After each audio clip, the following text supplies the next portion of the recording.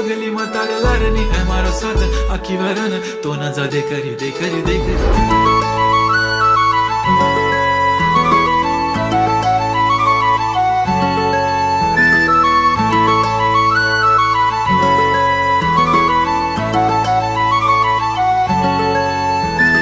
छनछनन पैंजण चांदीचा कमरबंद, खनखनन बागड्यांचा हिरवा पिवळा रंग, लावणी केसात गजरा पांढरा आणि शुभ्र, दिसते इतकी सुंदर कोणीही होईन दंग।